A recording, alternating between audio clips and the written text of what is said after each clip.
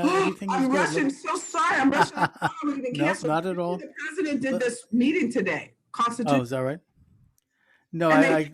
I've been following you for years, and I can imagine you must be extremely busy right now.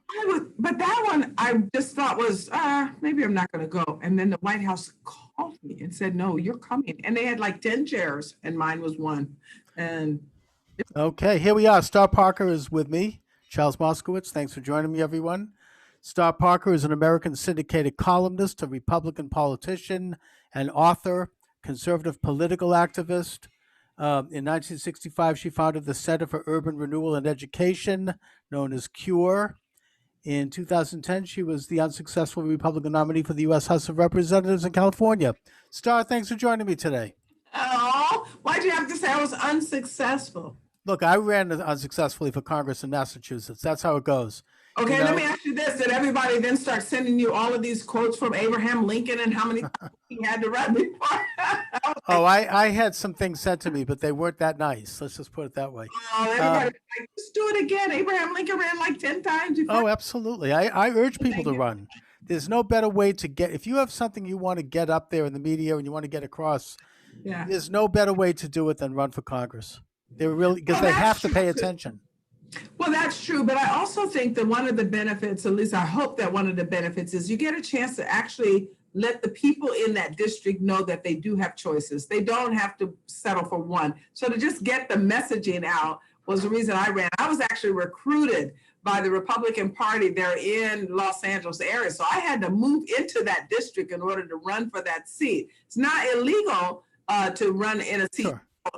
that you don't live in for the House. Now, many seats it is, but for the House, you don't have to live in that district. But we were in a sweep. We thought that maybe we can pull it out. The Tea Party was rising, and we thought maybe that wave would come to California, and it didn't. I was unsuccessful. Well, you know, I mean, I ran against Barney Frank, and I can tell you people, oh, yeah, and people came up to me and said, we don't want you to run. We don't want, I said, well, what about a two-party system? What about a vigorous debate? No, we don't want that.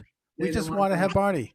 They just like Barney. Yeah, it was like a cult there thing. are those, I think, but my encouragement for that particular district was that I felt people need to know that we're not Cuba. We're Compton. Yeah, and that's right.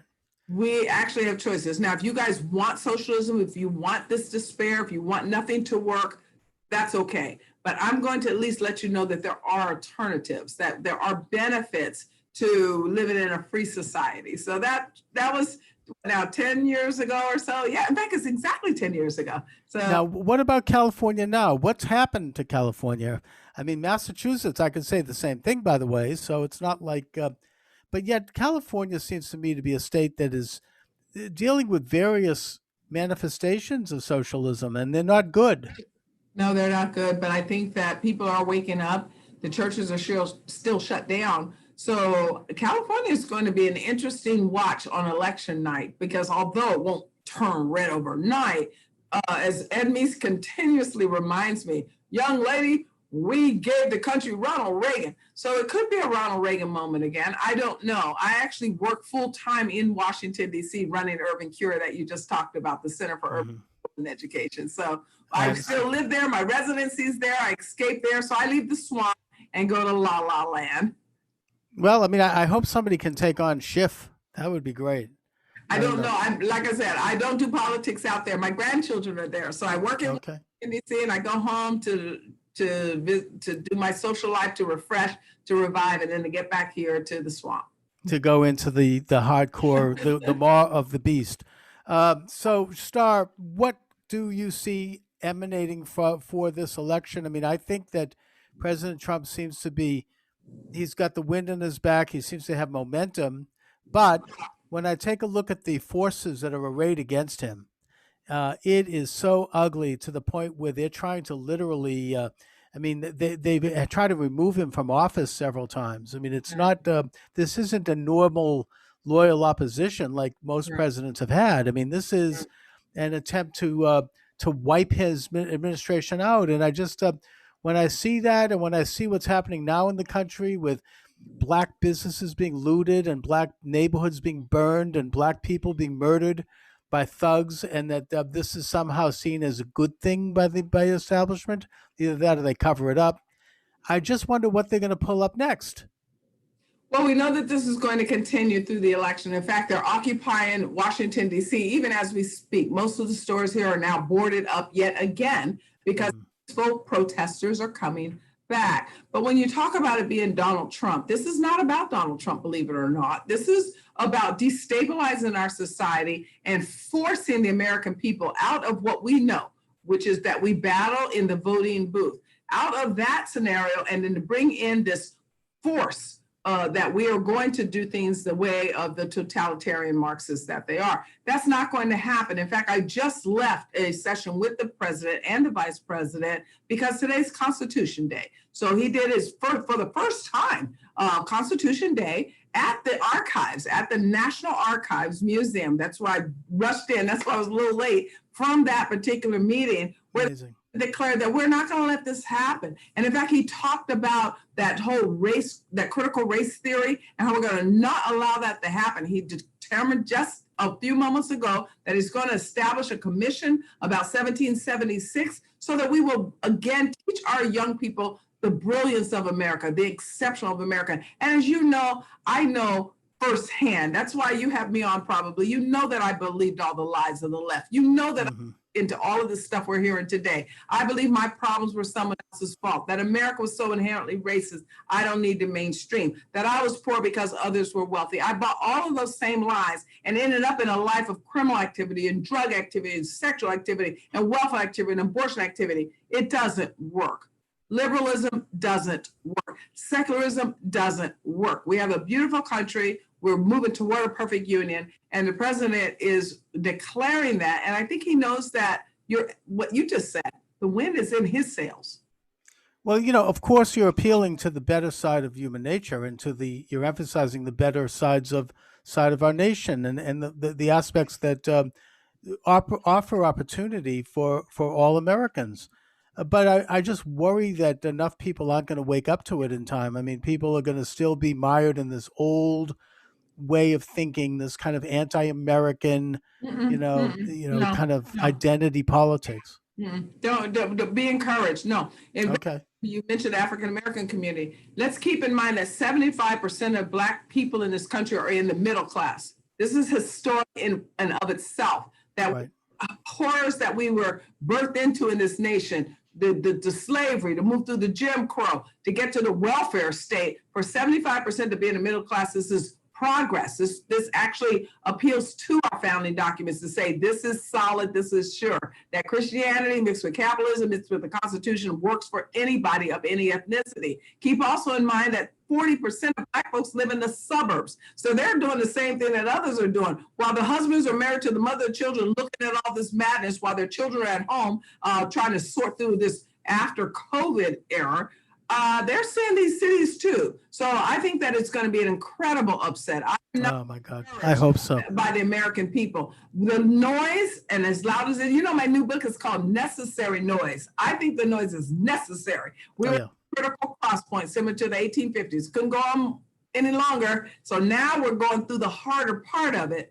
And hopefully we still battle in the voting booths. Now, why these terrorists are in DC this week is maybe to make sure we don't battle in the voting booths. But I think people recognize what's at stake, and we're going to see them silently go into those voting booths in November and make sure that this country is one consistent with its founding documents.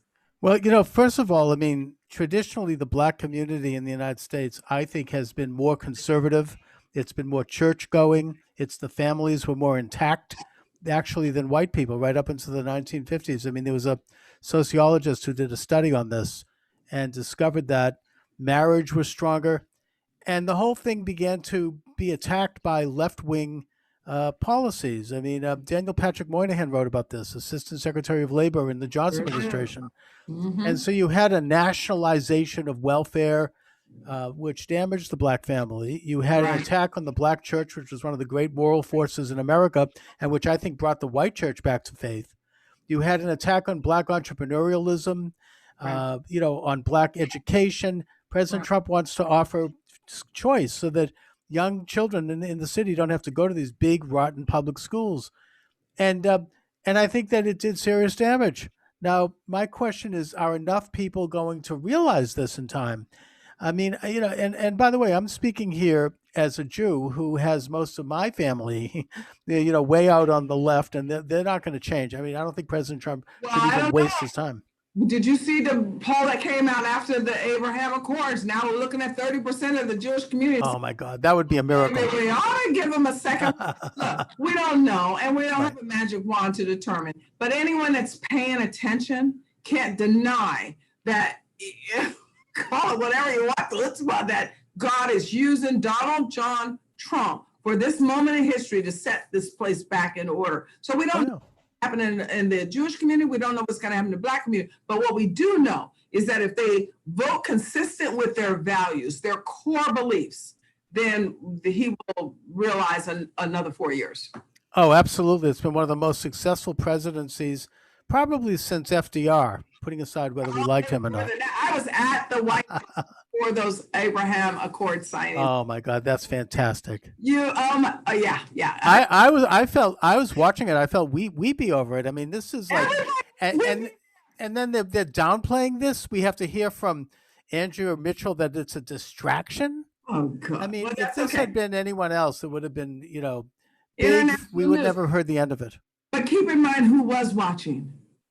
All of the people that live in the Middle East that really go to bed at night and pray, please, we need help. We need help. They know their leadership is corrupted. The same way in the inner cities, they know this leadership is corrupted. We speak to hear from Urban Cure, in particular with our Billboard campaign, to that 12-year-old who knows that there's a problem. That 14-year-old, they know their problem. They know that these politicians aren't going to serve their best interests. So we're very confident that that the people that needed to hear it the most, and in fact, especially when the one got up and started speaking in the Arabic language and saying, here's the deal, guys. Oh, it's fantastic. It's such a turning point. You're right. Whether the mainstream media picks it up or not, whether they give him the Nobel Peace Prize or not, Donald Trump created more history. We will be reading about that moment of yesterday, or with, oh gosh, the days are running so close now, for the next 100 years, because it's monumental to actually get that much closer to peace in the Middle East. Oh, it's a monumental accomplishment. It's one that'll reverberate for decades. I don't think people can even realize and comprehend how important this is. I mean, it's unbelievable. But yet I think that their strategy over there is going to be, and I don't know how to say this gently, I'll just say it bluntly. They're going to try to steal the election with phony ballots. I mean, they're going to try to stuff the ballot box. What can be done? Well, that's a question for those that are following that side of the challenges that we're confronted with. I focus most of my time on promoting market-based solutions to fight poverty. So we work in culture, race relations, and poverty here in Washington. It's a policy institute that, we're about freedom and personal, not a welfare state. But that said, I don't know. I look at it like this. If the same 62 million that went out and voted for him last time just take one friend, they can't cheat that. You can't cheat. If he peels off even 2% of the black vote, or even 1% of the Jewish vote, that'll be a landslide. In the various states, we know that, they know that, and that's why we're seeing this Occupy. That's why we're seeing this racial tension. That's why we're seeing the aggression of the left, the vile, the venom, the villain. I was at the White House. Hatred. And he'd say, oh, it was bad when we walked out into that type of terror. And in fact, some are saying that it was they call it the 452. And I said, what's 452? Well, if you're a New Testamenter, then you know that John 4:52 points to a moment that was past time. But when the official came to the Lord and said, hey, I need my son healed, he said, it's been done, go on back. And the servants ran up to him and said, oh, he's well. When did that happen? It was then. Well, that's what happened that night of the final day of the RNC convention, is when we walked out into that kind of terror and people caught it on video, we won the election. Suburbanites are not going to put up with that. I'm confident if they do, then we are not the Americans consistent with the founding, which has happened before, and we might have to have a little bit of turnaround and spanking. But if they saw, especially that woman who was in her beautiful red chiffon dress, her husband's holding her shoes, he's holding her, he's banging on the door of the hotel trying to get in, and those terrorists were in their faces. That's all the video we need to win the election. I think there are certain moments that can win an election. Another one was people blocking the hospital door for those two policemen who were brutally murdered in cold blood. Crazy. I don't think that's ever happened before in history where you can have that kind of hatred and that kind of hatred. So I think that we still have to do our work. We have to convince our neighbors, is this really what you want? Make the contrast with your next door neighbor, one by one. If no other time Mother Teresa had her pulse on it, is touch one, touch all, change one, change the world. So get one and convince them that, look at what is going on. I don't care what you think about this particular president. We can find fault in everyone. In fact, I'm talking to a whole lot of these little liberal blacks that think they're in my life when they go, oh, well, he is this, he's that. I said, well, if you're going to do the personal, then let's look at Dr. King's life. Would you want to take away all of his legacy based on what we know about him personally and his personal flaws? Because we know a lot now, and it's not pretty. So I think that if everybody did their part, or everyone in your audience listening to us right now just said, I'm just going to get one, and convince them that it's not about a personality right now. It's principles. It's about our public square, America's future for our kids and our grandkids. It won't be a problem. Well, I mean, the left will always take apart someone's personal life, if it's an opponent of theirs, but they won't say anything about their own personal lives. No, I mean, it's just a tactic and it's just a tool. It is, but I don't think that we should reduce ourselves to that. No. That's right. I mean, we don't need to. It's all out there. The one beautiful thing about the conservative right that I found after my background, getting born again and then coming into this political area, if you will, is that there's a cordial about it. There is a gentleman about it. And there is an opportunity to let people, give them room to repent. So we don't have to play on the same page they do. Yes, they attack, but that doesn't mean we attack back. It is okay to just live our lives, be silent, and get our one friend to go to election booth. But you're absolutely right. For some reason, everything that we do matters to them. I don't care. You can't even go out and have a glass of wine in this town without someone posting it that you're a hypocrite. But when you start getting into the lives of those on the left, you're talking. Well, as Michelle Obama said, when they strike low, we'll strike high. Yeah, right. Except we need it. They really do. Oh, are you trying to pretend that they did by example? No. I'm saying let's really apply that principle. Well, honey, if their high is socialism, high is secularism, we saw what their high is. They lit up the White House with a rainbow flag. No, this is inconsistent. While at the same time, they go against Confederate flag. Well, if flags are meaningless, then what do you care about the Confederate flag? But if flags have meaning, then we as American people get to say, okay, we get it. The Confederate flag means no blacks. But what does a rainbow flag mean? Oh, no Christians, no Orthodox, because it's consistent with those teachings. So I think the American flag should be the only flag that we fly. Oh, I totally agree. And I think that the President Trump is becoming more proven as correct when he talks about the fake media. And I think people are realizing it. The turning point, I think, was when the news media was showing the peaceful protests, and you had reporters standing out there talking about, oh, these protests are mostly peaceful, and then behind them you see an inferno, the building burning down. Well, we should just all call them peaceful protests. But you know what? When this evening on the news, if the news decides that they're going to show this monumental event that just happened at the National Archives a couple of hours ago, he declared on Constitution Day that we're in a new order. One of the things that he did on that media question, he didn't call them the lame media. I can't off the top of my mind remember what he said, but I did hear that, wow, that's a little change of tone when it comes to how to find that particular element, because we should have an open and free press. The press is the fourth estate. When you think about the Constitution and the First Amendment, the reason that the press is there with religion, with association, with all of the other things that we so appreciate is because we want to be able to have access to information. The challenge for us is the press became a part of an agenda. And so now they're not news respondents. And they're completely in the tank. And they're pundits. I've never seen anything like it. It's sort of, they'll run a whole TV series on like one anonymous source, which would have been unthinkable before Trump. And I don't think we're going to see anything tonight from Lester Holt or any of those guys about this event. It's all negative, all bad. Well, they were all there, so it was huge. And because it's Constitution Day, they can't pretend it didn't happen. It may snap. But I have to disagree with you on one little point, because we're saying that this is the first time in our history. It is not, actually. In fact, we were talking yesterday about the Abraham Accord with a panel of guests, and one of them reminded me of how he said how the journalists on my show, Cure America with Star Parker. So he said how the journalists today, they just want to be celebrities. They're islands of their own, and this is one of the challenges and why they're so, I guess you could say off page for being absolute and unbiased news. But then it reminded me of in the 70s, we did see the same thing. Late 70s, do you remember, mid 70s, when during Vietnam, those correspondents got caught. Later on, we didn't find out for another 20 years that none of them had ever gone out to interview anybody. They were sitting up in their cush hotels, and some not even in Vietnam, repeating things that they had heard and at all. And in fact, one of the gentlemen that I met and we befriended for a little while, he was a correspondent from Europe, and he actually penned a book.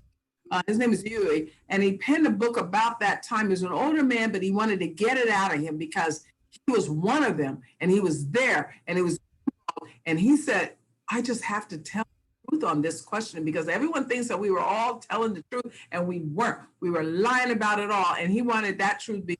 I couldn't get through 5 pages of his book without just weeping. It was hard. I mean, it was really very biased and very tainted. I think that very it was biased, and yet biographer. No, but even to the extent that they were not just biased, they were telling stories and making it sound like so aggressive as American people. The type of stories that they were telling about what we were doing to innocent people, and none of it was true. Well, I mean, that's like John Kerry's testimony before Congress, when later he said, yeah, I heard about this. How did you know this? I heard, someone told me about it. It was all, and that Douglas Brinkley, the biographer, really let the cat out of the bag as far as Walter Cronkite and his liberal and left orientation was concerned. So, the media has always, as you say, they've had an agenda. They don't go so far as Dan Rather, who was exposed as a fraud and fired, and rightfully, but they push the envelope in any way they can, and it's very biased. And I think people are waking up. Which Woodward's going to be found out too, but go ahead. Mm-hmm.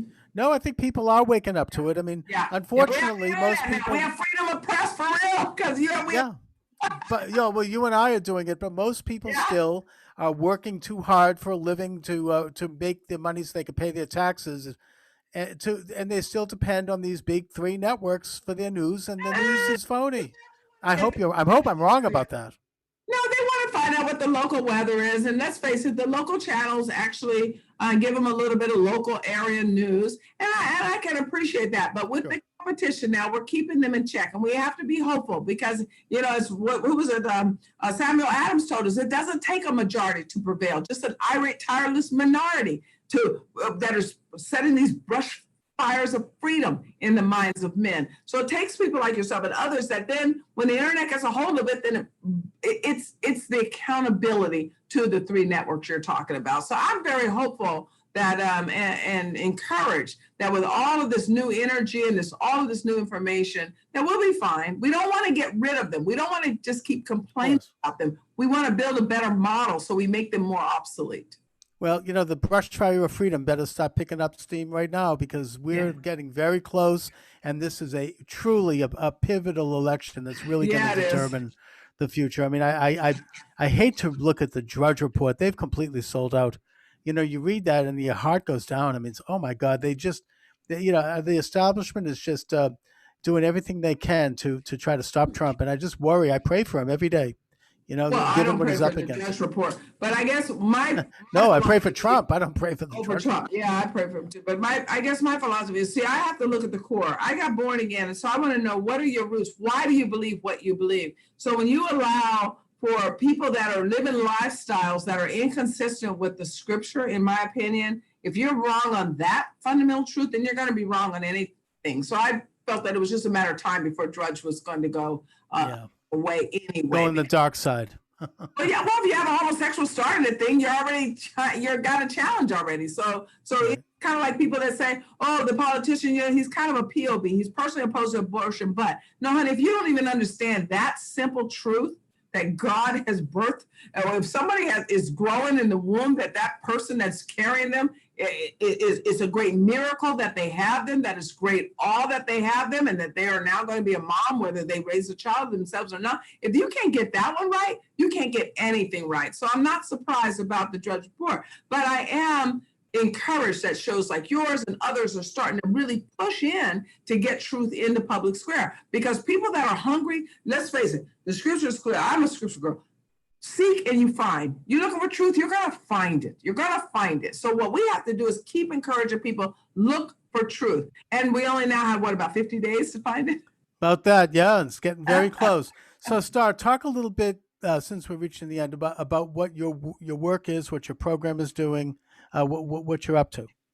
Well, what we do at Urban Cure is, as I said, we promote faith, freedom, personal responsibility in the area of welfare reform. So that's why we are Urban Cure. We have 3 programs. We have a clergy program, we have a media program, we have a policy program. We believe that the answer to poverty, as Ronald Reagan told us, is responsibility. It's not a welfare state. So we're working to dismantle that. So on the clergy side, we have our annual conference coming up, and we work very closely with those that are in the hard-hit communities to try to get their people off of government dependency, give them tools to get their people off of government dependency. And then in the media space, we have blackcommunitynews.com. I just launched my own weekly show. And then we're here in Washington to hold the feet of the politicians to the fire. But what happened in our clergy program, because of all this disruption in our society, in our communities, because of these peaceful protesters, we decided to put up a billboard campaign to talk to people about poverty. If you're really tired of poverty,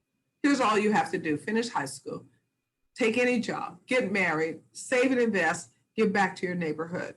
We had a little scripture, Proverbs 10:4, and we had our website, urbancure.org/success. They went there, they would find a book series so that they can find out more tools to get out of poverty. Well, Black Lives Matters Milwaukee didn't like it. They threatened Clear Channel Outdoor, told them they better break their contracts with us or they're coming after them, put their phone numbers on the internet, told all of their people to go after those local folks working in that little bitty local billboard company, and the company blinked. So they broke their contracts with us. So that's where we are at Cure. We're in a lawsuit. And I hope you do very well with it, because we will that's do very well. We're going to do the Al Capone thing. We're going to pull, hey, look, we might not be able to get them on all this other shakedown stuff for their little cause that they want, whatever it is that they pretend that they are trying to do through this whole Black Lives Matter movement. But we do know one thing.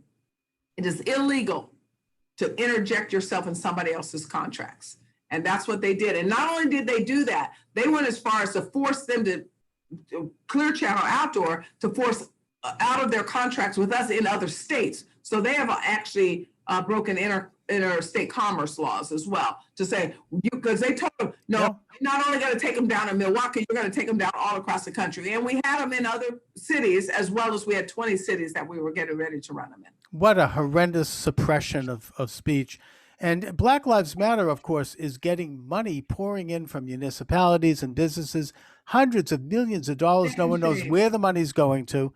I'd love to see you guys get it all. They don't even care where the money is going to, because the interest of the business, let me stay in business. So what they do is a political and a financial calculation. Well, are we better off having them parked at our door and run us out of business, or just pay them off? Bank of America, they did a calculation. If we give them $1 billion, we just save $50 billion, because if we have to go do what they want us to do, set up in communities we know we're not going to make work, set up in communities where we know we're going to get robbed, it's not worth it. And that's what we have to stop. This shakedown has to stop. The Black Lives Matters has adopted the tactics of the KKK and the mob, and there are rules against that. We already have, because we dealt with in this country the KKK and the mob, there are actually laws on the books that stop those kind of entities. Now those laws need to stop Black Lives Matter. Yeah, I mean, organized crime. I mean, this is just like what the mob used to do.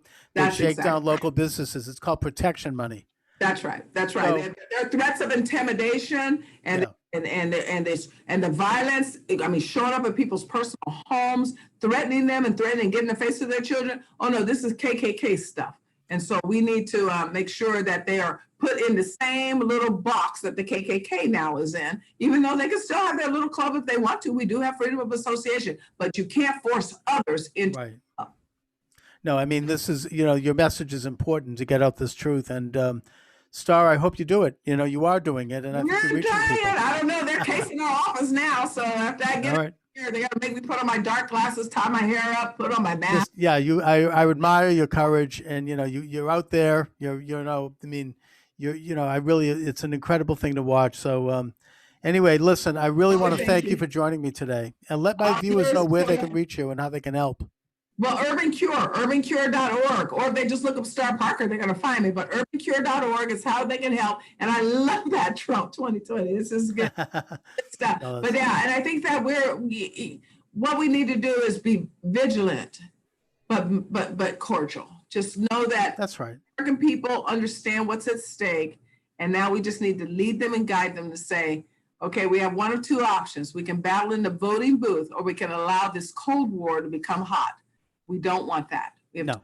And they're already threatening that. Yeah. And we need All right, Star, listen, thanks again. I hope to talk to you soon. Let's stay in touch. Okay.